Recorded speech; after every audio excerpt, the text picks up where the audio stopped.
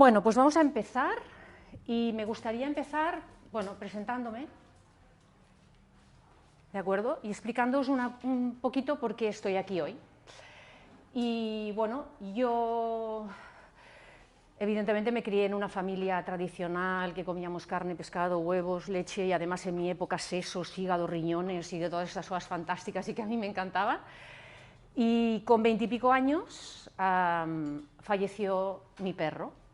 Todos hemos tenido, bueno, casi todos, aquello que te regalan un perro, que pasa contigo pues tu niñez, tu adolescencia, y a los 20 y pico años regresé un día de la universidad y mi perro había fallecido.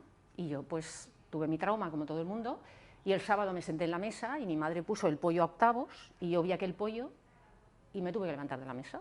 Con lo cual dije, no puedo comer. Esa fue mi inicio, ¿de acuerdo?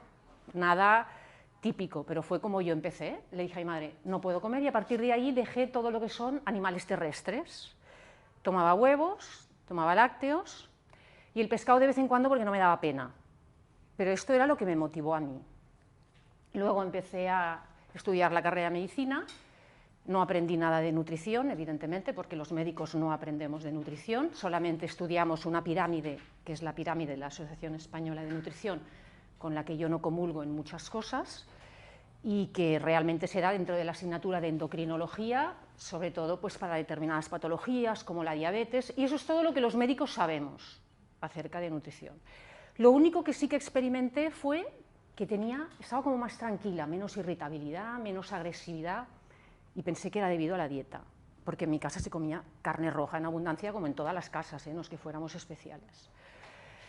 Y entonces empecé cada vez más a estudiar, porque me apetecía el tema de la nutrición, a formarme, me formé, hice una formación en nutrición alopática, otra vez lo mismo, los lácteos, yo pensaba que hablaríamos un poco sobre el tema y por supuesto son imprescindibles, si no los niños tienen raquitismo y los adultos osteoporosis, etcétera, etcétera, etcétera, o sea, un poco más de lo mismo, con lo cual no me sirvió para casi nada, sí que fue un poco útil, pero para casi nada, y tuve que empezar a estudiar por otro lado porque me di cuenta de que si no, mi base no era suficiente. Y estudié con otros autores, y sobre todo americanos y británicos, donde todo el tema de la alimentación vegetariana y vegana es mucho más amplia que no la que tenemos aquí, ¿no? Y estudios con ellos. Y fui navegando entre ovo-lacto-vegetariana, lacto-vegetariana, luego me hice vegana. Luego me mudé a otro país, empecé a hacer mucho deporte y entonces empecé a comer pescado otra vez, me encontraba mejor comiendo pescado.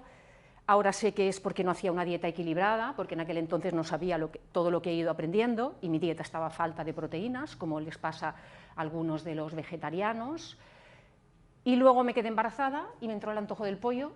Y yo comí pollo porque supongo que mi cuerpo necesitaba algo, porque yo seguía sin a lo mejor tener las cosas bien hechas, y así me fui moviendo hasta que un buen día ya decidí que quería ser vegana, pues por temas más que por salud, sino por sostenibilidad. Buenas tardes, perdón, ¿no les han avisado que habíamos empezado? Pues mire, es que les guardaba yo la primera fila para ustedes, así, ¿ve? Ho sento molt, de veritat, pensava que ja els hi havien... M'estic presentant, de fet, no... Con lo cual, ya no sé dónde me he quedado, pero bueno. ¿En dónde? En el pollo embarazada, que fue dar a luz y no necesitar más el pollo nunca más. Bueno, finalmente me hice vegana convencida, estudié más, ya no solamente un tema de salud, un tema de sostenibilidad y un tema de animalismo, que es lo que me llevó a mí primero hacia allí. ¿Y por qué explico todo esto? Lo explico porque hay muchas maneras de llegar, no solamente hay una, y que los veganos no somos una secta, no somos un culto, somos un grupo de personas que hemos optado por diferentes motivos a escoger este tipo de alimentación. ¿Y qué ocurre? Que cada vez más me encuentro con mamás que me llegan con hijos adolescentes que se quieren hacer veganos y ellas están en pánico, ¿no? Porque les van a faltar proteínas. Y entonces, pues por eso quería dar un poquito esta charla. También me encuentro con personas que han decidido iniciar el camino ellos solos, y entonces han ido al médico por algún tipo de patología y enseguida la achacamos a que es vegetariano, porque como no entendemos de lo que va el vegetariano, pues lo que le pasa seguro que es porque no come carne.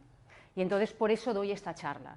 Y esta charla de hoy va a ser fundamentalmente, como dice el título, de dieta vegetariana y salud. No voy a hablar de sostenibilidad y no voy a hablar de animalismo, porque serían otro tipo de charlas. Al final os voy a dar bibliografía, o sea, de aquí tenéis para un año para estudiar.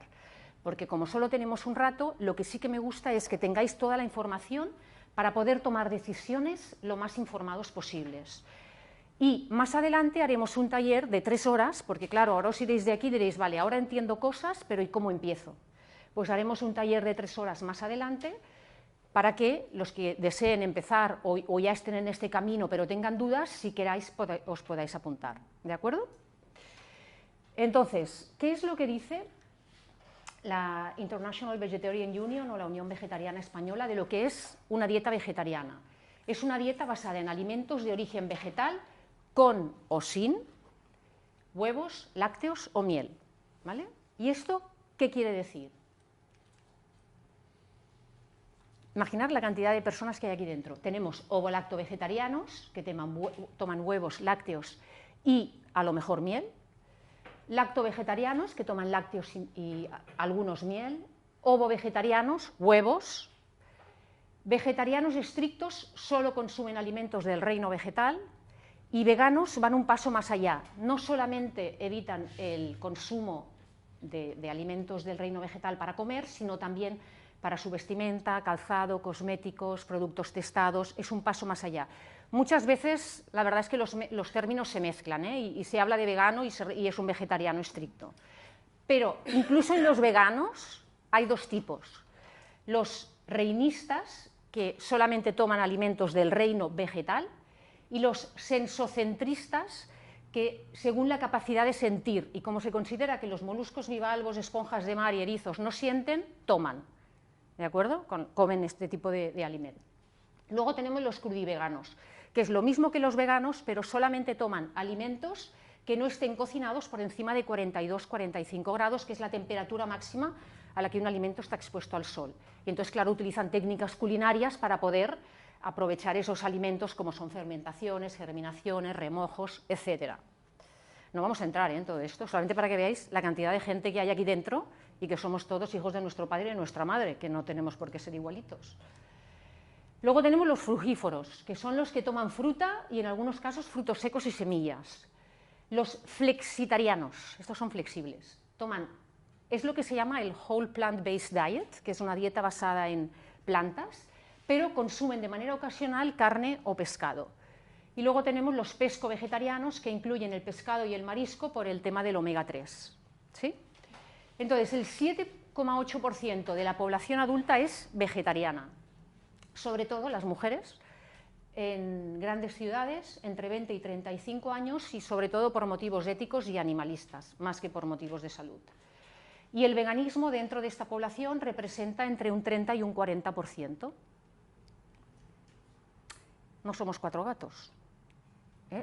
Aparte de países, o sea, como la India, como Israel, en España, esto era del 2011, 700.000, con lo cual ahora ya seremos unos cuantos más. Gran Bretaña, en Estados Unidos, somos unos cuantos. Bueno, y esta es mi pregunta.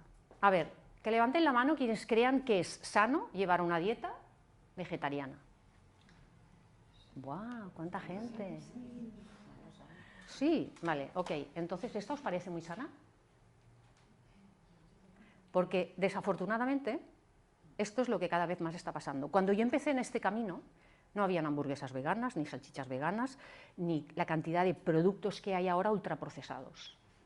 Y ahora me estoy encontrando que me llegan gente que se la base, o sea, igual que los omnívoros hacen con las hamburguesas, las salchichas, el de Frankfurt y tal, hacen lo mismo con las de tofu, que llevan un 12% y luego llevan porquería añadida, etcétera, y entonces son ultraprocesados veganos. Con lo cual yo aquí puedo desayunar esa bebida con azúcar y unos cornflakes, y luego yo para comer me hago mis macarrones estos, porque es pasta blanca, esto es vegano, con un brownie vegano, y luego me meriendo mis palomitas, mis kikos y me hago mis sándwiches, o sea, y esto es lo que llamo yo el fast food vegano, o también lo he escuchado hablar como el vegano farináceo, porque uno de los errores que más cometen los que empiezan en este camino es: yo dejo la carne, el pescado y los huevos, y ahora ¿qué como? Pasta y arroz y pan. No, ahí nos están faltando cosas, ¿de acuerdo? Y entonces, claro, luego tenemos problemas porque no lo hacemos bien. Con lo cual, el V-label o el símbolo vegano no es indicativo de saludable. Lo único que nos dice es el origen del alimento, que viene de una planta o de dónde viene, ¿no? Es como el tema del eco y bio, ¿no? Cuando viene gente a la consulta omnívora, me dicen, no, es que yo todo lo compro en, no voy a decir el nombre del súper, pero os lo podéis imaginar, la cadena de súpers, que es todo ecológico, pero comen los cereales, los procesados. Digo, bueno, no tendrá pesticidas. Digo, pero los azúcares y las sales y todas esas cosas las sigue teniendo igual, por muy bio, eco que nos ponga. Entonces, ojo con lo que comemos. Entonces, por lo tanto, desafortunadamente, los principales problemas de una dieta vegetariana hoy en día en los países occidentales del primer mundo son los mismos que los de la dieta omnívora: exceso de productos ricos en azúcares, que son los cereales típicos del desayuno, exceso de productos altamente procesados, como los que hemos visto, grasas de mala calidad, el sedentarismo, el tabaquismo, poca fruta y verdura, sí, porque en lo que os he enseñado antes no hay fruta y verdura, y eso puede ser la dieta de un vegano. Y exceso de desinformación. ¿Qué ocurre? Las redes sociales son fantásticas y sirven para muchas cosas, pero también para liar. Yo me he dedicado ahora, que estaba preparando la charla, a entrar en webs, y hasta yo he salido confundida, porque en uno recomiendan esto suplementar, en otro esto no lo suplemento, en esto sí, en esto.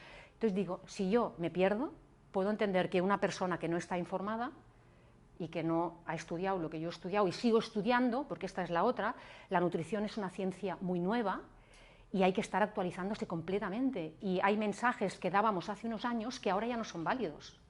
Entonces también es importante, según el mensaje que te ha dado el médico, pensar que ese médico a lo mejor está desde el 1900 y pico desactualizado, porque a mí me sigue llegando gente diciéndome que el tomate tiene ácido úrico y se lo ha quitado el médico. Y yo le digo, pregúntale al médico que por qué vía hace el tomate el ácido úrico, para que yo me entere un poquito, ¿no?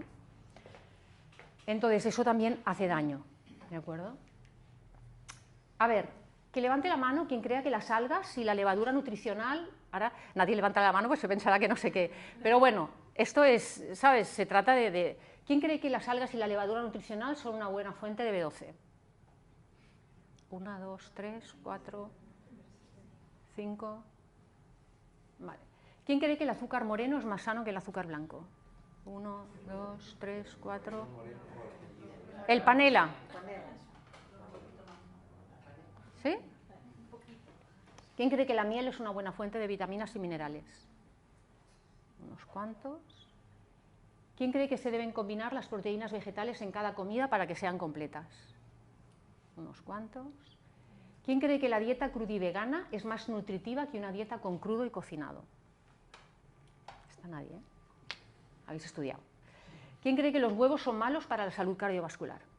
Uno, solo uno. ¿Quién cree que el tomate sube el ácido úrico? Como alguien levante la mano.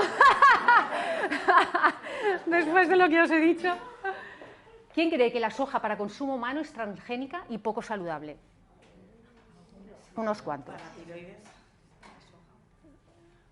Vale. ¿Quién cree que los zumos de fruta son una buena fuente de vitaminas? Sobre todo el zumo de naranja, que tiene mucha vitamina C. Vale, pues todo esto es mentira. Todo, absolutamente todo, ¿vale? Y hay cosas que se decían que ya se sabe que no son así. ¿De acuerdo? Con lo cual, y sobre todo el tema de los huevos, claro, no estoy hablando de huevos fritos con chorizo, que claro, esto es lo que luego la gente se piensa que es huevos con bacon, huevos fritos, no, estoy hablando de otro tipo. Pero bueno, ahora no vamos a entrar en esto porque nos perderíamos. Solo para que veáis la cantidad de cosas que antes se decían, que todavía se siguen diciendo y que no son así. Pero si no estás actualizado y estás leyendo continuamente, vas perdido. Entonces, aquí viene un punto importante: ¿ciencia o pseudociencia? ¿De acuerdo? Es decir, yo todo lo que os voy a decir está basado en estudios científicos. No es que yo me haya levantado hoy por la mañana, haya hecho así, me haya conectado con el universo y me haya llegado información. No, es todo estudios científicos. Entonces, a partir de ahora, cuando alguien nos hable, a ver de dónde vienen las referencias, de dónde lo ha sacado. Y luego, para que veáis, o sea, de la dieta mediterránea, si entráis en PubMed, es el Google para artículos científicos, lo mismo que Google, pues PubMed. 4.500 resultados a finales de 2018. En la dieta vegetariana, 4.074, en la dieta vegana, 700 estudios. Para la paleo, que ahora está tan de moda, solo hay 300 y para la dieta macrobiótica 120, con lo cual hay muchos estudios para que podamos hablar con un poco de causa, ¿no?, y de fundamento sobre este tema. Y se sigue teniendo que estudiar, ¿de acuerdo? Entonces, por ejemplo, aquí, o sea, no voy a entrar, pero simplemente para que veáis que me lo he currado, que no sé aquello de decir, ¿no? Aquí, por ejemplo, hay un estudio, que además este es del 2000, buah, yo ya me hago... ¿Alguien ve bien? 2015, o sea, que no es del 1000, donde te dice que los vegetarianos tienen una prevalencia más baja de sobrepeso y obesidad, un índice más bajo de enfermedad cardiovascular y que para el cáncer hay alguna evidencia de que para todos en general también es un poco más baja en vegetarianos, más bajo el riesgo de diabetes, de enfermedad diverticular y de cataratas. Unas cuantas, pero no todas, o sea, tampoco el de hacer vegano me convierte a mí en eterno y voy a vivir 1000 años. Tengamos también esto claro, ¿de acuerdo? Nos morimos todos. Este es uno. Este es otro, por ejemplo, que nos dice que este es del 2014, ¿no? Que los patrones de dieta vegetariana se asociaron también con un índice más bajo de masa corporal, con un índice más bajo de prevalencia y de diabetes, mellitus, prevalencia de síndrome metabólico, de hipertensión, de mortalidad en general y de cáncer. Fijaros de todos modos que es curioso que estamos hablando de enfermedades vinculadas con hábitos de vida, ¿de acuerdo? O sea, no estamos hablando realmente de enfermedades en las que la alimentación juega un rol muy importante.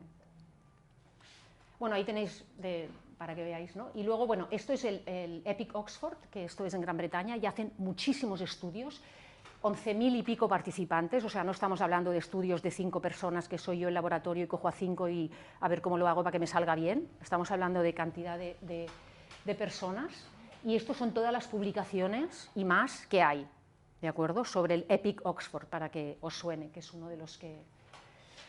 Y luego también es interesante, ¿no?, cuando leáis algo, saber si la persona... Porque claro, ¿quién patrocina el estudio?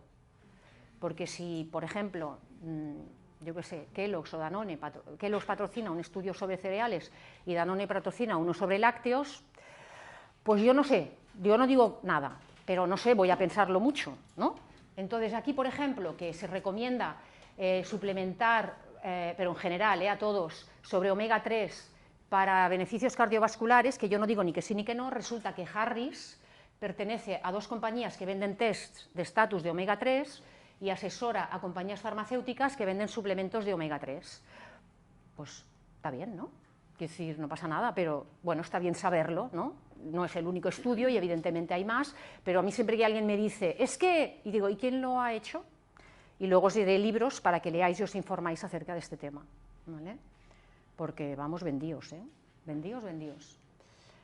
Entonces, a nivel general, con respecto al peso corporal, hay evidencia, no es que yo lo siento, pero es así, de que hay un menor índice de masa corporal conforme menor es la cantidad de alimentos de origen animal que incluimos en nuestra dieta. Por lo tanto, los veganos tienen menos que los vegetarianos, que tienen menos que los semivegetarianos y tienen menos que los omnívoros. ¿Sí? En 2015 se hizo un metaanálisis, que son análisis sobre los estudios, o sea, es de aquello de la sofisticación sofisticada. En dietas vegetarianas o veganas las pérdidas de peso son superiores en comparación con las dietas control usadas.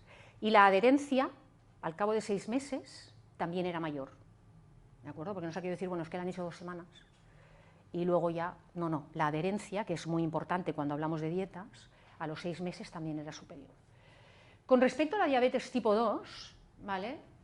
Da igual los estudios, pero los vegetarianos en 2013 tienen la mitad de diabetes que los no vegetarianos. Luego, en 2014, un patrón de dieta vegetariana podría servir para proteger y o prevenir e incluso tratar la diabetes tipo 2. Y en 2015, la Asociación Americana para la Diabetes encontramos una reducción mayor en la grasa visceral y mejor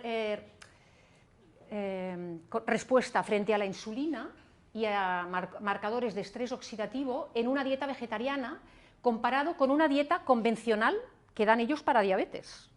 O sea que incluso es mejor que hasta que ellos recomiendan para diabetes, ¿vale? Entonces, hay un libro y que no solamente da mejoras a nivel físico, sino también a nivel mental, ¿vale? Luego os enseñaré un artículo que habla sobre el tema del estado de ánimo. Yo realmente noté un cambio, pero nadie lo tiene, o sea, no es así, esta fue mi experiencia, ¿no? Luego hay un americano, el doctor Cousens, que es médico, evidentemente, y él tiene unos campamentos en Estados Unidos donde va gente con diabetes tipo 2 y tipo 1, ya sabéis que la tipo 2 es la del adulto, y lamento deciros que hoy en día cada vez más la tienen los niños, porque como comen, pues la diabetes típica aquella del abuelo, que era la diabetes tipo 2 de la pastillita, ya la tienen los niños, y luego está la diabetes tipo 1, que es la de la insulina, que esta sí que aparece en la infancia. Bueno, pues él tiene unos campamentos con dietas crudiveganas, los tiene no sé cuánto tiempo, si entráis en Google lo encontraréis, en YouTube veréis vídeos, y cómo él consigue en diabetes tipo 2 algunas curaciones y en diabetes tipo 1 que reduzcan la insulina, que tienen que pincharse. Y tiene un libro, pero bueno, esto lo pongo aquí, que se llama Hay una cura para la diabetes. Ahora no salgáis de aquí y digáis, no, es que Marta nos ha dicho que si yo me hago vegano me curo de la diabetes, porque como alguien diga esto, a mí me va a dar un infarto. ¿De acuerdo? O sea, yo hablo de estudios que hay y de que al final la salud es multifactorial, no solo hay un factor, hay muchos que inciden en la salud. Yo estoy hablando de la alimentación, pero hay muchos otros. ¿De acuerdo? Luego hablamos del cáncer. Parece que con el que más protege es sobre todo el cáncer intestinal y las dietas veganas más que las vegetarianas. Con respecto a la mortalidad, bueno, se observa una ligera ventaja sobre las dietas vegetarianas y veganas que sobre las dietas omnívoras, pero sobre todo en hombres, más que en mujeres. Pero al final, más o menos, todos nos morimos. Pero ¿ves? Los death rates son similares a los no vegetarianos, sugiriendo que este beneficio también puede ser atribuido a otros factores de vida, porque normalmente la gente vegana o vegetariana tiene un estilo de vida un poquito más sano. Ya os digo, yo os garantizo que dentro de 10, 15 años empezaremos a tener estudios que no serán tan favorables. ¿Y sabéis por qué? Porque tendremos el fast food vegano. Y entonces los estudios sobre fast food vegano harán que todas estas curvas que están yendo hacia arriba empiecen a ir hacia abajo. Porque al final la dieta omnívora o la dieta mediterránea era una dieta saludable, pero ya la hemos perdido. Entonces hoy en día la dieta del primer mundo es una dieta de ultraprocesados y por eso tenemos tantas patologías vinculadas con ello. Entonces, en cuanto a los veganos, que en vez de, ¿no? Ahora vas al súper y dices, Dios, ¿por dónde empiezo? O sea, es que tienes oferta de lo que quieras, ¿no? Y hay una nutricionista que dice siempre, no hay que ir al súper, hay que ir al mercado, porque lo que tienes que comprar está en el mercado, punto, y el súper es para emergencias. Yo siempre les digo a mis pacientes que no compren nada que su abuela no sabría lo que es. ¿Sí o no? Porque en la época de mi abuela no existía todo lo que hay ahora. Por lo tanto, tú ves a hacer la compra y todo aquello que tu abuela no sabe lo que es, o mira la etiqueta. Si tiene más de 2 cosas y tú estás comprando garbanzos y hay una lista de 20 cosas, no compres porque no hay garbanzos, ¿no? Hay de todo menos garbanzos. Que un día haremos una conferencia sobre etiquetas y cómo leer etiquetas, porque esta es importantísimo también. Pero hay que hacer tantas conferencias que... Pero bueno, con respecto a la enfermedad cardiovascular, también es súper conocido la menor incidencia de enfermedades cardiovasculares. Os he enseñado antes valores inferiores de tensión arterial, de colesterol total y el ratio, que al final el ratio es el que importa, el HDL, el supuesto, el bueno y el LDL. Y luego también influye el tema de los hábitos de vida, y aquí hay otro médico americano, el doctor Dean Ornish, que hizo 2 grupos, pacientes con enfermedad cardiovascular, y a los que hicieron la dieta vegetariana, él hizo una dieta basada en plantas con consumo ocasional de algún producto animal, muy baja en grasas, por eso, para este tipo de enfermos, y no recuerdo si empezaron, no sé, 22 o así, y de los que siguieron, todos revertieron la enfermedad cardíaca. O sea, no es aquello de que la pararon, la revertieron todos, ¿de acuerdo? Los que se adhirieron estrictamente, salvo 2 o 3 que... Entonces ha escrito un libro muy interesante. Marta no dice que si yo hago una dieta vegana y vegetariana, curo la enfermedad cardiovascular, pero yo realmente, mi experiencia es que es una de las que a la que empiezas a cambiar los hábitos de vida, más fácil encuentras a gente que tomaba medicación hipertensiva, que empiezan a necesitar bajarla, porque es que realmente ya no la necesitan igual y algunos consiguen dejarla, ¿no? Y otras patologías, bueno, diverticulitis, cataratas y luego incluso con el hipotiroidismo, ¿vale? Lo comento porque con el tema del hipotiroidismo también se habla mucho de la dieta paleo, y cada vez más el tema de la dieta paleo para el hipotiroidismo, pero bueno, mira, aquí hay este estudio. Vegan diet tiende a estar asociada con un riesgo más bajo de enfermedad tiroidea. No me lo invento yo, es un estudio, ¿de acuerdo? Vale, con lo cual, bueno, voy a hablar mucho de Estados Unidos y de Gran Bretaña, porque aquí hay muy poquita cosita, ¿sabes? No hay guías, pocas. Está la Unión Vegetariana Española, que sí, que la verdad es que está haciendo bastante trabajo, pero hay mucha más referencia fuera que de aquí, ¿no? Entonces, la postura de la Academia de Nutrición y Dietética en Estados Unidos es que las dietas vegetarianas adecuadamente planificadas, incluyendo las veganas, son saludables, nutricionalmente adecuadas y pueden proporcionar beneficios para la salud en la prevención y tratamiento de ciertas enfermedades. Estas dietas son apropiadas para todas las etapas del ciclo vital: niño, adolescente, adulto, embarazada, persona mayor, atletas, todos. Y las dietas, bueno, también habla de que son más sostenibles medioambientalmente. El documento completo lo tenéis colgado en esta página. Entonces, evidentemente aquí la clave es adecuadamente planificadas, que es muchas veces donde falla. ¿De acuerdo? ¿Tenemos aire puesto? Porque no sé si soy yo. Bueno. Entonces, esos son algunos de los mitos de las proteínas. Ahora me voy a poner así, ¿vale? Las proteínas vegetales son incompletas y se deben combinar en las comidas. Esto es lo que se ha dicho siempre y hasta lo decía yo, hasta que se supo que no era necesario, porque tenemos un pool o una reserva hepática y de allí se van extrayendo los aminoácidos en la medida que los vamos necesitando. Con lo cual, aquello de las lentejas con arroz, si te apetece, está bien, pero no es necesario. ¿De acuerdo? Cuanta más proteína, más músculo tendré. No. Llegamos a un tope y nuestro músculo ya le puedes dar que no. Y sobre todo nosotros que no somos deportistas de alto rendimiento. ¿De acuerdo? El Michael Phelps y tal igual, estamos hablando de otra liga en la que nosotros no participamos. La gente mayor necesita consumir menos cantidad de proteína. Esta es otra cosa que se dice. No, porque a medida que vamos envejeciendo, vamos perdiendo masa muscular y masa ósea, y hay la famosa sarcopenia y osteoporosis, y la sarcopenia es pérdida de masa muscular, con lo cual hay que comer proteína, aunque nos hagamos mayores. Si consumo muchas proteínas, me descalcificaré los huesos. Esta es otra que también corría, sobre todo con el tema de la proteína animal. Incluso yo también, he pasado por creer cosas que eran las que se decían en su momento, ¿no? Lo que pasa que la proteína lo que hace es aumentar la absorción de calcio. Y entonces, ¿qué ocurre? Que se excreta más. Pero no porque lo saque de los huesos, sino porque si yo aumento la absorción, excreto más. ¿Vale? Y si no consumo productos animales, no tendré músculos fuertes. Esta, en vez de contestarla yo, pues aquí hay fotos, ¿no?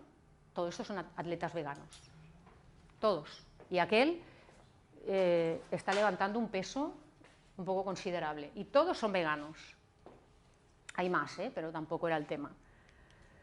Entonces, vamos a hablar de las proteínas que, fundamentalmente, que es el miedo mayor con el que la gente tiene de que ¿me quitas la carne? ¿Y qué va a pasar con la proteína? Y bueno, para empezar, proteína hay, bueno, en el parqué no, porque no hay, pero en un montón de alimentos, ¿vale? Pero hemos de aprender cómo puedo aprovechar yo esa proteína y determinados conceptos, que voy a intentar hacerlo lo más fácil posible. Hablamos de calidad proteica. La calidad proteica nos habla de que un alimento tiene todos los aminoácidos esenciales. Esenciales son aquellos aminoácidos que yo no puedo fabricar. Es decir, nosotros estamos construidos de proteínas, pero esas proteínas son como palabras y cada palabra tiene letras. Y esas letras son los aminoácidos que construyen las proteínas. Y hay unos aminoácidos que yo no puedo fabricar, los tengo que tomar de fuera y son los esenciales. Entonces, en función de si un alimento los tiene todos o no, hablamos de la calidad proteica. Y esto es lo que se ve en estos abanicos que se llaman aminogramas. Entonces, los aminoácidos limitantes son en los cereales la lisina y en las legumbres, sobre todo, la metionina. Y entonces, ¿qué pasa? Por eso se decía lentejas con arroz, porque así hago el pack. Pero no pasa nada si yo me tomo el arroz ahora y las lentejas luego, ¿vale? Pero es que además hay alimentos vegetales que son completos, como es la soja y los derivados, los garbanzos tienen todos, algunos tipos de alubias, la quinoa, las semillas de cáñamo, los pistachos, el amaranto, los anacardos y las espinacas. Con lo cual, os fijáis que no se ve, pero aquí, por ejemplo, hay un huequito negro, y es porque a este le falta metionina y cisteína, ¿vale? Pero luego aquí a este le falta, y luego los que están completos, pues es que tienen todos, ¿vale? Pero esto solo nos habla de una cosa, nos dice, vale, este alimento, es decir, las espinacas, tienen todos los aminoácidos esenciales. Entonces ya vamos a internet y nos sale alguien diciendo que si yo como espinacas, como suficiente proteína. Y claro, a mí me dan ganas de llorar. ¿Por qué? Porque resulta que, bueno, que una cosa, exacto, es la calidad y la otra es la cantidad. Es decir, por cada 100 gramos de espinacas tengo 3 gramos de proteína. Toma ya la de espinacas que me voy a tener que comer. O sea, ni Popeye. Entonces, claro, seamos serios.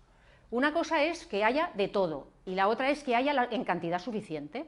Por lo tanto, la densidad nos habla de que una proteína tenga la cantidad suficiente.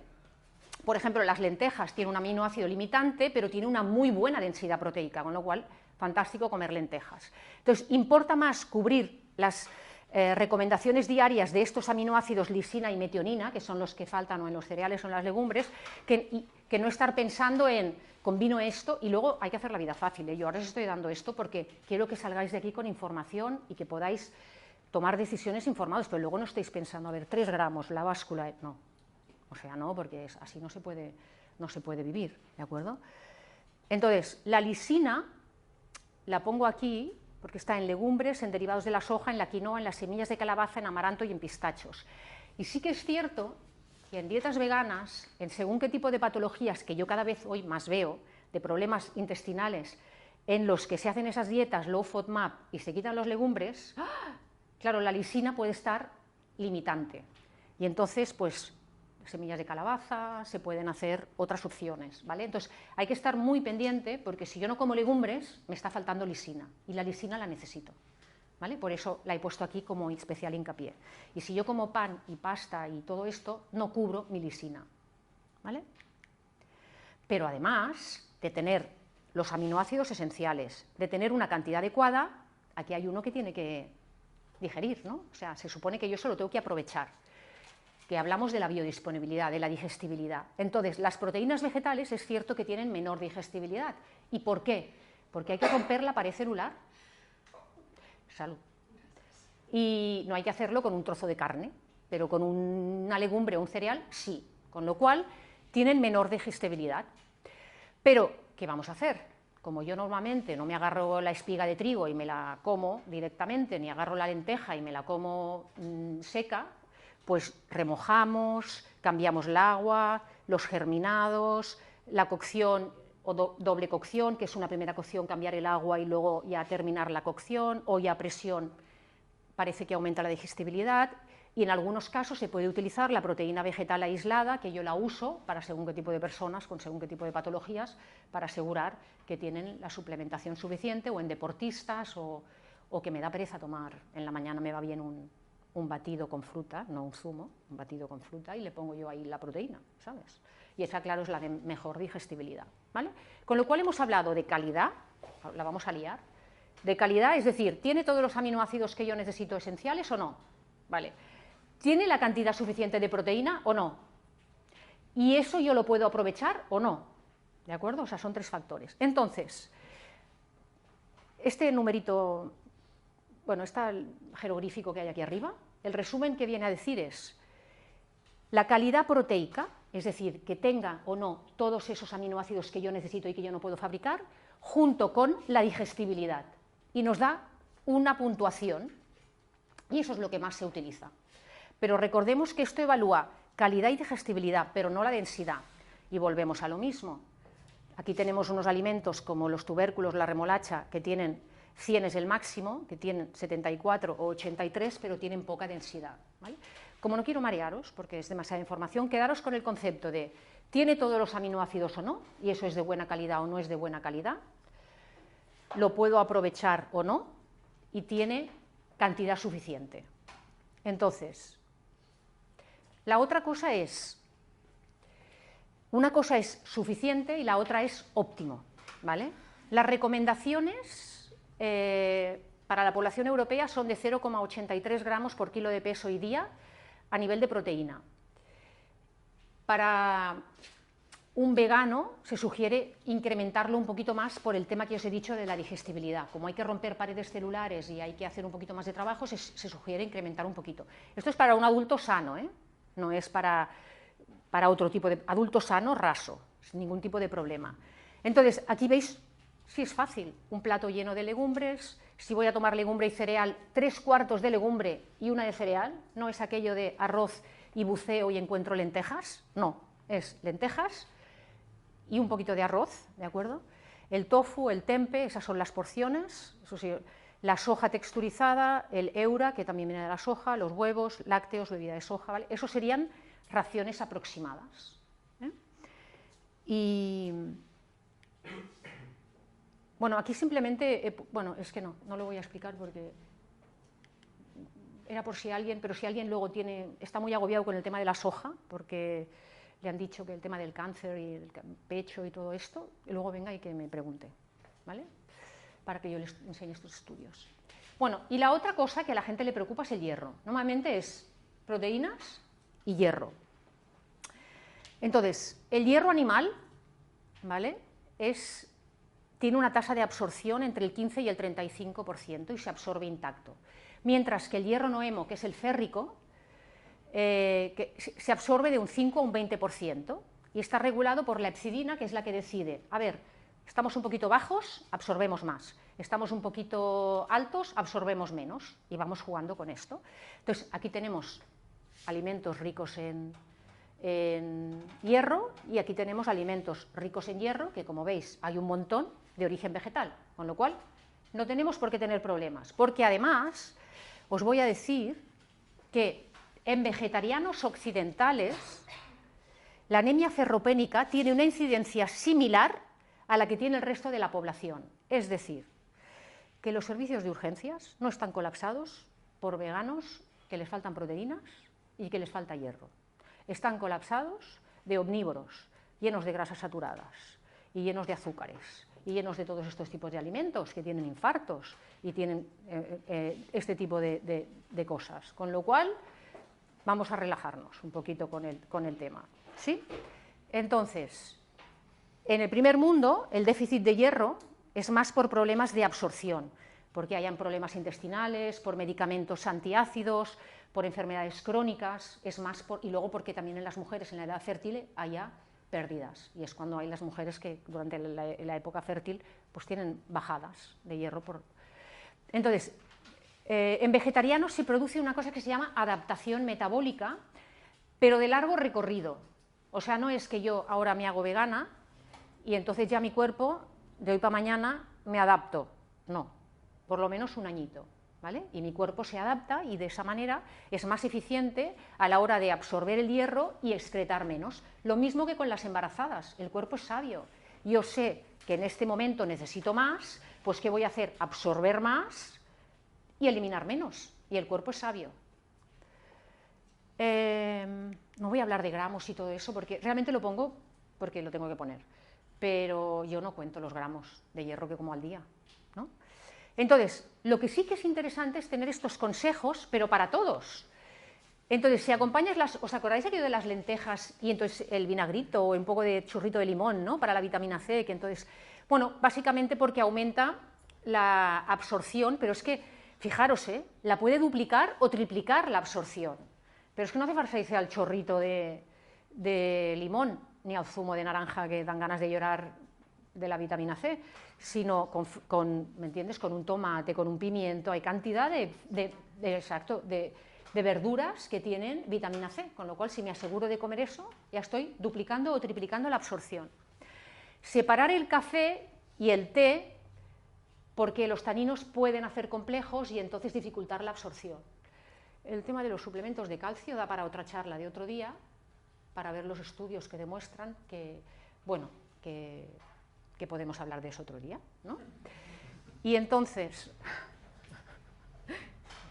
yo no quiero tener problemas. Entonces, ¿cómo podemos eliminar antinutrientes? Lo mismo que hemos dicho antes, yo no creo que nadie se coma los garbanzos secos, las lentejas secas, sino que remojamos, germinamos, fermentamos el pan, el tostado de los frutos secos, todo esto lo que hace es aumentar la biodisponibilidad. Entonces, hay que consumir lisina. ¿Os acordáis de la lisina que yo os decía por allí? Bueno, una de las cosas que es importante es porque la fijación del hierro a nivel de ferritina, que son nuestros depósitos de hierro. Necesitamos lisina, necesitamos proteína. Y luego la vitamina A y los betacarotenos también mejoran la absorción, pero si ya comemos hortalizas de color naranja y rojo, ya la tenemos, ¿vale?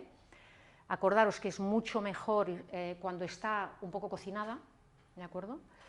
Y luego utilizar menaje de hierro, especialmente si voy a hacer una salsa de tomate, pues también, porque pasa a la salsa y tengo otra manera de tomar hierro. ¿Os acordáis que antes todo era de hierro?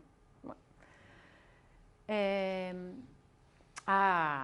El calcio y mis huesos, como yo le preguntaba a mi profesora del máster de nutrición, y me decía que si no tomábamos lácteos estábamos fatal.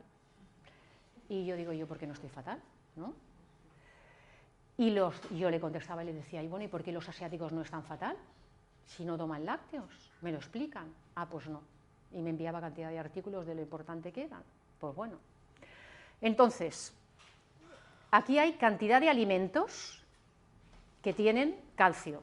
Como veis, hay un montón. Ay, es que no me acostumbro a que esto tiene, y me acerco. Todo esto son vegetales. Entonces, ahora viene cuando uno me dice, bueno, claro, pero entonces, si yo me tomo un vaso de leche, ¿eso yo por qué lo sustituyo? Bueno, pues un vaso de leche son, bueno, sí, 2 yogures de vaca, un yogur de oveja, porque tiene más calcio que la vaca y la cabra, medio plato de brócoli, de naviza, de kale, col o endivia, que me parece que acabo de hacer una falta de ortografía porque endivia va con B alta, pero bueno, me la perdonáis. 1 o 2 cucharadas soperas de semillas de sésamo integral, tostado, triturado. Eso que hay en el pan, tan mono, no sirve para nada. Y esas ensaladitas que nos ponen así tan monas, tampoco. Porque, vas al baño y se van. Hay que machacar el sésamo, ¿vale? 1 o 2 cucharadas de postre de tahini, que está elaborado con sésamo integral y tostado. De 3 a 5 puñados de almendras a mano cerrada, naturales o tostadas. 2 o 3, no fritas, garrapiñadas, esas cosas, ¿no? ¿Vale? No, es que claro, es que os contaría, yo como mucha ensalada, doctora? Ah, sí, sí. ¿Y de cómo es tu ensalada? Lechuga, maíz, calitos de cangrejo, guisantes, atún, y digo, guau, qué ensalada, ¿no? Fantástica. Tiene de todo, menos la lechuga, que debe estar ahí, para bucear también, que digo yo. 2 o 3 sardinas, ¿vale?, en lata o el equivalente de otros pescados, te lo comes con la espina. Tiene un vaso de bebida vegetal enriquecida en calcio, tofu y los higos secos, ¿vale? Es una gran fuente de calcio. También en los dátiles podemos encontrar. Entonces, claro, pero ¿os acordáis de que una cosa es lo que tiene el alimento y la otra es lo que yo aprovecho? Ah, pues aquí lo mismo. Es decir, un vaso de leche de vaca tiene 125 miligramos por 100 miligramos, ¿no?, de leche. ¿Cuánto se absorbe? El 32%, ¿vale? Resulta que de la col rizada, ¿ves otra vez? No, si no me acostumbro. De la col rizada hay 72 miligramos y se absorbe un 58%, con lo cual absorbemos más o menos el mismo calcio de 100 gramos de col rizada que de 100 gramos de leche, aunque el contenido neto sea mayor en la leche, ¿vale? O sea, que no solamente es lo que tiene, sino el porcentaje que se absorbe. Y el porcentaje de absorción de muchos de los vegetales es superior al de los lácteos. Entonces, esta es la otra además. Si tú has nacido en España y eres un adulto, necesitas 900 miligramos de calcio. Pero si tú has nacido en Gran Bretaña, necesitas 700. Pero si has nacido en Estados Unidos, necesitas 1000 y ahora creo que hablan de 1200. Y cada vez van subiendo, ¿de acuerdo? Que ahora también os diré por qué van subiendo. Van subiendo porque tomamos sustancias que hacen que eliminemos. Y entonces cada vez necesitamos más, ¿de acuerdo? Con lo cual, depende de dónde nazcas, una u otra. Lo que se sabe es que las necesidades fisiológicas son aproximadamente más o menos 300. Entonces, para curarnos en salud, unos 600 estaría bien, ¿vale? También se produce una adaptación metabólica igual que en embarazadas, mayor absorción, menor pérdida por la orina. Y todo esto son estudios que vienen a decir, 2007, 2009, 2012, que la dieta vegana, el último, no tiene efectos adversos ni en la pérdida de masa ósea ni en la probabilidad de fractura. Pongo la vegana porque en la lactovegetariana se toman lácteos, ¿vale? O sea que la última y la más reciente nos habla de esto. ¿Por qué? Porque el calcio, para aprovecharlo, hay una serie de factores que son muy importantes, y es la ingesta elevada. Si yo tomo sal y azúcar en exceso, que es lo que pasa con los ultraprocesados, pierdo más orina. El café hasta 4 más o menos, a partir de 4 es cuando empiezo a perder por orina. Luego tenemos la vitamina D, que es fundamental para regular el paso del calcio al hueso. Si yo me expongo al sol, es que no vivimos en el sol, vivimos encerrados en oficinas todo el día, y de casa al coche, de coche al esto, y si vamos al gimnasio en coche también, con lo cual no nos exponemos, y si nos exponemos con factor de protección, con lo cual, y los niños van al cole con factor de protección, con lo cual ya empieza a haber déficit de vitamina en niños también. Entonces, recordemos por eso que si tú vas al médico de la Seguridad Social, te dará el hidrocerol, porque es lo que entra en la Seguridad Social, y no es un suplemento de origen vegetal, es de origen animal, con lo cual ese te lo tienes que comprar tú. Entonces, para vegetarianos hay suplementos de lanolina, que viene de la lana, y para veganos de líquenes o setas irradiadas con ultravioleta, ¿vale? Pero eso te lo tiene que dar, te lo pauta alguien porque la vitamina D es liposoluble, se almacena, no es como las vitaminas B que se eliminan fácilmente, y entonces no es aquello de me tomo alegremente, ¿no? Las cosas se han de hacer por un motivo. Y luego la vitamina K, que estimula la formación de osteocalcina, el magnesio, que los dos se encuentran en alimentos vegetales. Y una cosa súper importante, ya te puedes chutar todo el calcio que quieras, que como no hagas actividad física, ese calcio, tus huesos, vas a tener osteoporosis. Y además no es el cardiovascular de la elíptica y de la cinta, no, es el de las pesas. El ejercicio de impacto y de fuerza es el que estimula todo el proceso de resorción y formación a nivel óseo. Con lo cual, para prevenir osteoporosis, con lo cual yo a la gente mayor que me llega les digo unas pesas, que alguien te enseñe, y una rutina. Bueno, hace falta que levante lo de aquel que hemos visto, pero hay que estimular y se necesita hacer ejercicios de fuerza y de impacto. El cardiovascular es para el corazoncito, pero no me sirve para el esqueleto, ¿de acuerdo? Entonces, los dos está bien, porque el cardiovascular lo necesito, pero el otro también, y en la medida que me voy haciendo mayor, más, porque acordaros que a partir de los 30 vamos para abajo, ¿eh? Ya no, ¿de acuerdo? Con lo cual, como hasta los 30 no sé qué tal bien lo hemos hecho, porque a lo mejor no sabíamos tanto, empecemos a currar ahora. Y luego ingesta adecuada de proteína. Acordaros, otra vez tenemos la lisina, que favorece la absorción de calcio, y luego la matriz de colágeno. La matriz de colágeno es proteína, el colágeno. Y luego, aquí tenemos otra cosa que se receta mucho, que son todos los protectores de estómago y antiácidos, que neutralizan la acidez del estómago y reducen la absorción. Entonces, ¿cómo puedo mejorar la biodisponibilidad? O sea, ¿cómo puedo aprovechar al máximo el calcio que me tomo de alimentos vegetales? Pues lo mismo, voy a aburriros. El remojo, la germinación de legumbres, de semillas, de frutos secos, el tostado, que no el frito ni el salado, las semillas rotas o machacadas, y luego desechar el agua de cocción de las acelgas, espinacas, ruibarbo y espárragos por el tema de los oxalatos. Entonces, os súper recomiendo que vayáis a la web de Lucía Redondo. Tiene este ebook, que son unas 12 páginas, que se llama La otra cara de los lácteos, y vais a poder aprender mucho, o sea que os lo súper recomiendo. Y luego, si queréis entrar aquí en esto, está en inglés, también es un artículo muy interesante sobre el calcio. Yo he hecho una breve exposición, no voy a entrar ahora, otro día a lo mejor doy una charla sobre lácteos, y entonces, ¿de acuerdo? Entonces, la Unión Vegetariana Española recomienda consumir entre 6 y 8 raciones de todo esto. Medio vaso de bebida vegetal, un yogur de soja, 50-60 gramos de tofu, 3 cucharadas de mantequilla. Todas estas cosas, que ahora no me voy a detener porque no me da tiempo y me quiero centrar en tema salud, es lo que hablaremos en el taller que haremos de 3 horas. Porque ahora, claro, saldréis de aquí y diréis, bueno, y ahora yo, ¿por dónde empiezo? Pero yo estaba igual, O sea, de verdad, por mucho médico y por mucho nutrición y por tal, yo estaba igual de perdida. O sea, que hice las cosas mal. O sea, que... Entonces, la otra cosa es de los omega. Pobrecitos los veganos y el omega, ¿vale? Bueno, para empezar me gustaría saber a cuántos de los que estáis aquí, vuestro médico del CAP os pide el omega cuando se hace la analítica. A ver, que levante la mano. A nadie, ¿verdad? Con lo cual es algo de lo que todavía nos falta mucho por saber. No sabemos ni los niveles mínimos ni los máximos de DHA. Y nos preocupamos por los veganos. Y no sabemos cuáles son los de los omnívoros.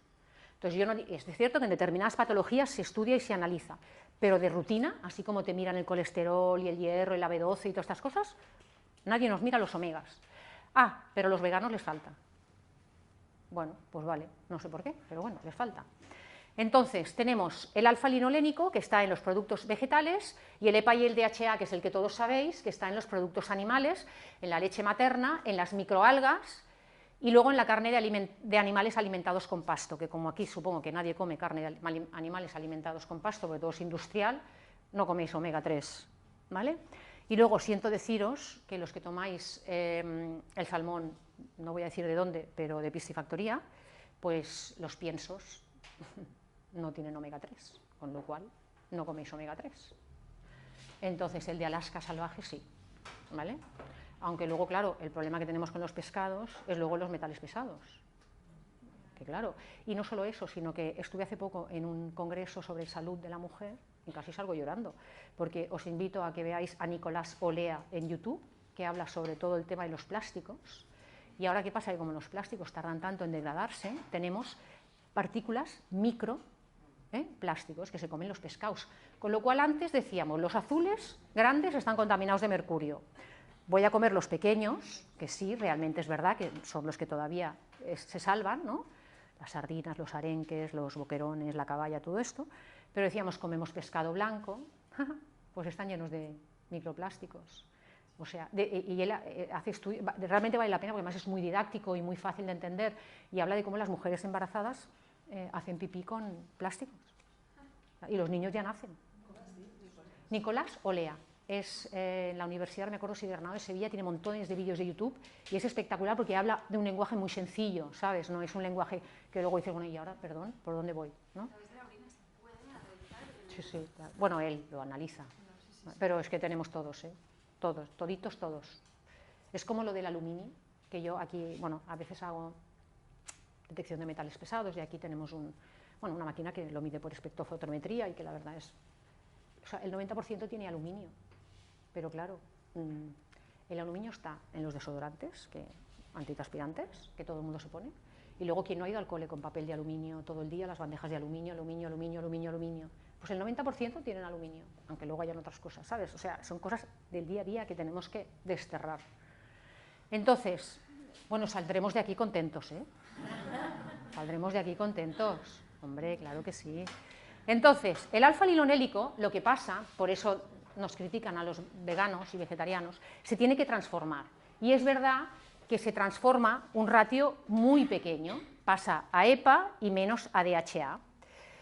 La mayor parte que ingerimos lo almacenamos en forma de grasa, una pequeña parte lo oxidamos, lo utilizamos como energía y una pequeña parte la convertimos en hígado y en menor proporción en cerebro, ¿vale? Pero, como os decía, los estudios nos dicen que los vegetarianos, a pesar de tener niveles inferiores de DHA, tienen un menor riesgo cardiovascular y no hay evidencias de problemas cognitivos, ni siquiera en niños nacidos de madres vegetarianas o veganas no suplementadas. Por lo tanto, no hay recomendación de suplementación en población vegana. Yo lo que hago, sinceramente, yo y le recomiendo a mi gente, es hacer tandas, ¿sabes? De repente de hacer un par de meses, bueno, ¿no? Aparte de hacer lo que ahora os diré. Se sugiere también que hay una adaptación metabólica, ¿vale? Y se cree que aunque en vegetarianos los niveles de DHA en plasma sean bajos, son suficientes en tejidos. Ah, y ahora os voy a decir otra cosa, a los que coméis salmón y atún y estas cosas, aparte del mercurio, si los hacéis así muy hechos, olvidaros del omega 3, porque se va, ¿de acuerdo? O sea, los grandes consumidores de pescado azul sí tienen mejor estatus de DHA, pero no los que hacen un consumo bajo o los que lo comen muy cocinado o frito, porque perdéis el omega 3. Con lo cual, ¿vale? Y me gustaría saber, ¿no? Y luego también, ¿no? ¿Cuánta población realmente come tanto pescado? La gente come carne más que pescado y está pendiente de tomarse tantos días a la semana, etcétera, pescado azul y que sea pequeño y no las sardinas fritas que nos gustan tanto, ¿no? Es que luego también es como lo cocinamos. pero nos preocupamos porque los veganos no tienen suficiente DHA, eso sí. Entonces, aquí, bueno, es simplemente un artículo donde pone lo que os he dicho del riesgo de vegetarianos y veganos, es un tercio de los omnívoros. Este es el que os he dicho, que restringiendo carne, pescado y pollo mejora algunas áreas del estado de ánimo sobre los omnívoros. Yo no por esto voy a recomendarle a la gente que se haga vegana. Eso es un estudio, no es como todo, es como yo ahora me pongo a decir, no, es que los veganos, no. Es un estudio, se tendrán que hacer muchos más y algún día se verá por qué, cómo y cuándo, ¿no? Entonces, aquí hay un punto importante, y esto no es solo para veganos y vegetarianos, es para todo el mundo. El tema no es que yo tome o no el omega 3, es que yo tenga un equilibrio adecuado entre el omega 3 y el omega 6. ¿Y qué es lo que nos pasa? Que vivimos en una sociedad que consumimos excesivo omega 6. Y el omega 6 es el que tenemos que reducir, que es el que está en los aceites de semillas. El de girasol alto oleico está bien, hablo del girasol refinado, que es el que hay en el súper. Maíz, margarinas, grasas industriales, porque claro, ¿qué pasaba? La mantequilla era veneno, entonces salieron las margarinas, que eran de origen vegetal y eran fantásticas, y entonces nos dimos cuenta de que las margarinas lo que llevan son grasas hidrogenadas, con lo cual es peor que la mantequilla. Entonces ahora resulta que la mantequilla, que es cierto, no pasa nada si se come con moderación, pero entonces que no haya alta temperatura, pues no se oxida, y entonces en vez de... Por eso es muy importante las perlas de omega 3, cuando la gente las compra, que no las compren en el súper, porque es que lo que ocurre es que entonces tiene 98% de pescado triturado y un 2% de omega 3, que además, como no es de buena calidad porque no se ha extraído en frío, luego me lo llevo a mi casa y en la temperatura ambiente se oxida, me perjudica más que me beneficia. Con lo cual, en los casos en los que sí, yo también recomiendo omega 3 suplementado en perlas, por favor, que sea de buena calidad y no tenerlo ahí encima del microondas, ¿no? O sea, al final. Entonces, otra cosa interesante es acompañar los alimentos ricos en ALA con cúrcuma, porque favorece la conversión a DHA en el cerebro, ¿vale? Y si optamos por suplementar con 200 o 300 miligramos al día cada 2 o 3 días, en personas mayores o con enfermedades crónicas o con hipertensión, sería suficiente. No estoy hablando ahora de patologías, no me da tiempo de entrar. Entonces, ¿qué hora es? Porque... ¿Ves? Es que yo me animo sola. Entonces, a ver, voy a hablar de esto. Yo doy zinc, la gente no me viene preocupada, soy yo más que lo valoro, pero la vitamina B12 la tengo que hablar antes de daros chance, como hemos empezado un poquito más tarde. ¿Debo suplementarme con B12? A ver, sí, y sí, y sí, y sí. Es decir, sí. Si soy vegano, ovo-lacto-vegetariano, ovo-vegetariano, y luego si tengo problemas de absorción, restricciones gástricas, o si tomo determinados medicamentos. Pero todos los vegetarianos, antes se pensaba que los ovo-lacto-vegetarianos no, sí, no se cubren las necesidades de B12. Es lo único que de por vida tienen que tomar los vegetarianos, B12, de por vida. Y os dirán que no, y sí, ¿vale? Porque si no, sí que jugamos con la salud. Y es lo único en lo que sí que me pongo seria.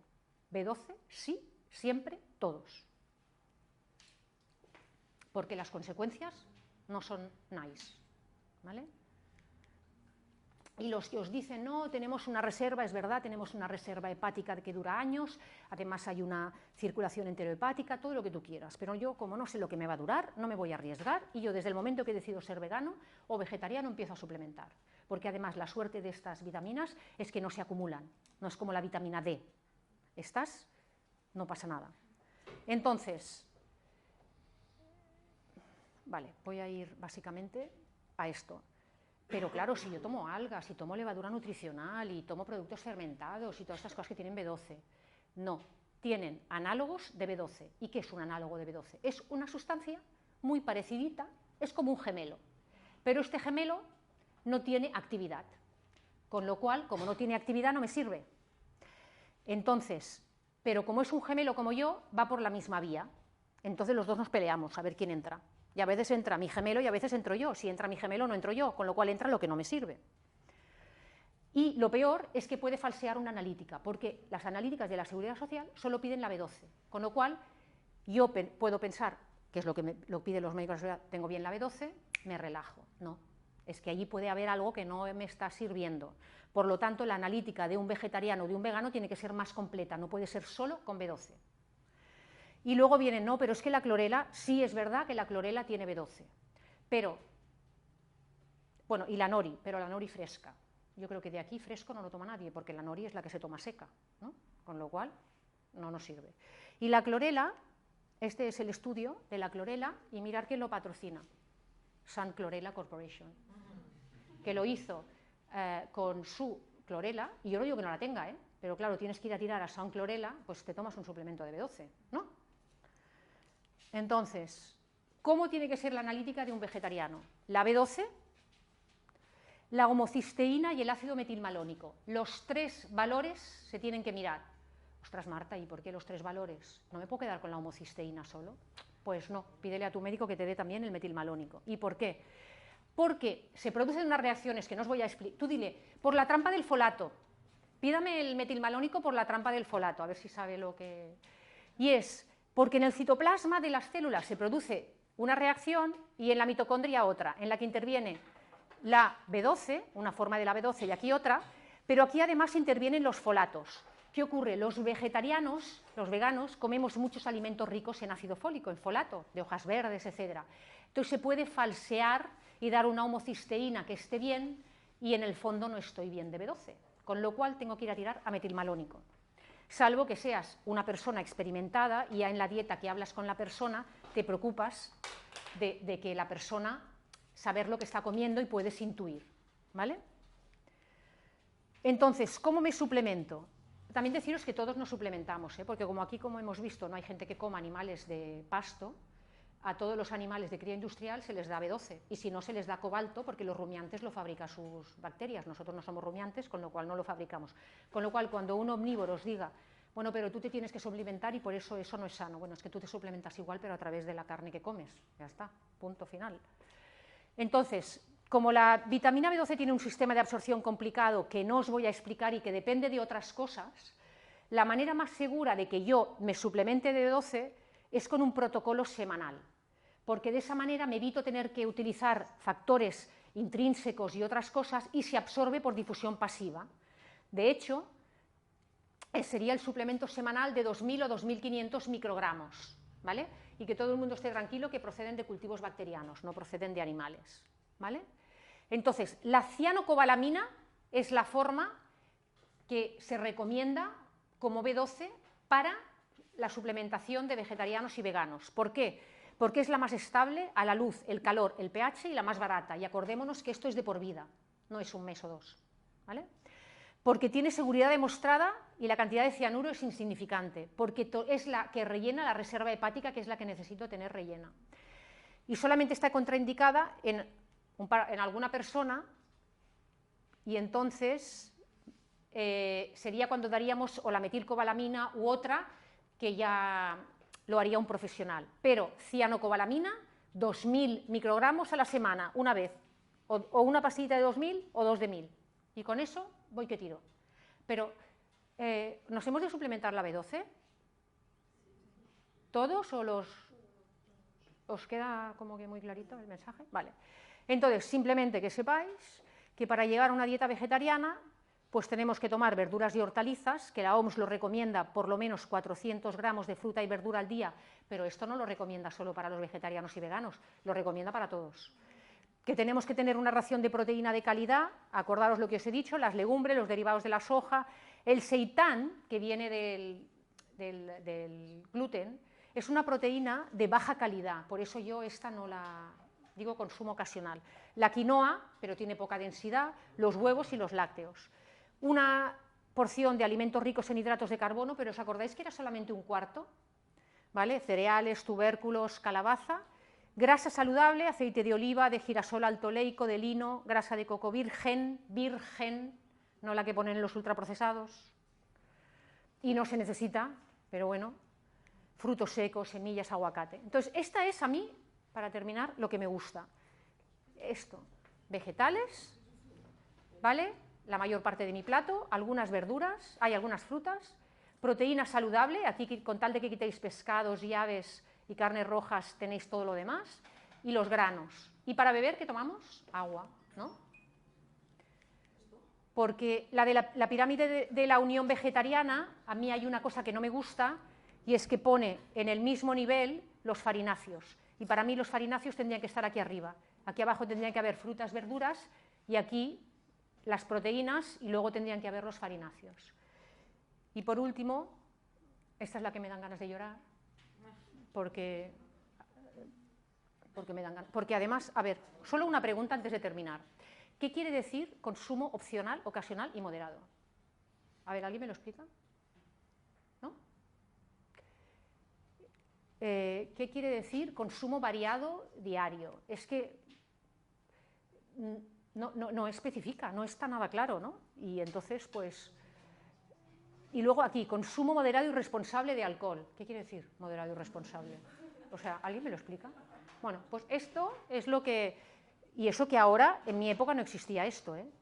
Ahora tenemos todo esto.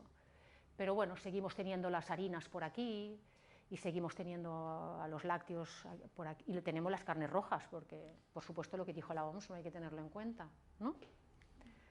Y ya está, y este es el decálogo.